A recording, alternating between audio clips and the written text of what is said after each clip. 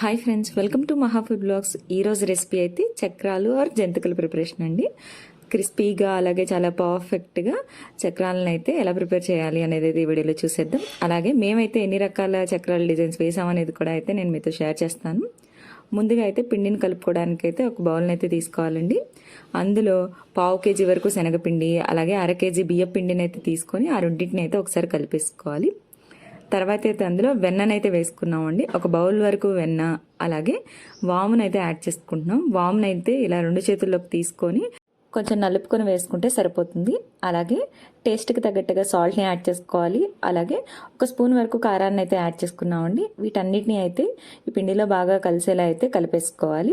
ఇప్పుడైతే కొంచెం గోరువెచ్చని నీళ్ళని అయితే తీసుకొని ఈ పిండిలో అయితే ఈ వాటర్ని వేసుకొని మనమైతే పైన చూపిస్తున్నట్టు కలుపుకోవాలండి. మరి పలుచగా కాకుండా వీడియోలో చూపిస్తున్న కన్సిస్టెన్సీ అయితే వచ్చే వరకు అయితే మనం ఈ వాటర్ని కొంచెం కొంచెంగా యాడ్ చేసుకుంటూ అయితే కలిపేసుకోవాలి. ఇలా కలుపుకున్న తర్వాత దీన్ని అయితే ఒక 5 నిమిషాలు పక్కన ఉంచుకోవాలండి. ఇప్పుడైతే చక్రాలను వేసుకోవడానికి స్టవ్ ఆన్ చేసి ఒక బాండీని అయితే పెట్టుకొని డీప్ ఫ్రైకి సరిపడా ఆయిల్ని యాడ్ చేసుకోవాలి. ఆయిల్ వేడయ్యాకైతే చక్రాల గిద్దలో అయితే మనం ఈ పిండిని పెట్టుకొని చక్రాలను అయితే వేసుకోవాలండి. మేమైతే 8 రకాల చక్రాలను అయితే ట్రై చేసామండి. అన్నీ పర్ఫెక్ట్గా వచ్చాయి. ఏమేమి డిజైన్స్ ట్రై చేసాము అనేది అయితే ఈ వీడియోలోనే క్లియర్గా చూపించానండి, చూసేయండి. ఇలాంటి మరిన్ని వీడియోస్ కోసం please like, share and subscribe to మహా ఫుడ్ బ్లాగ్స్.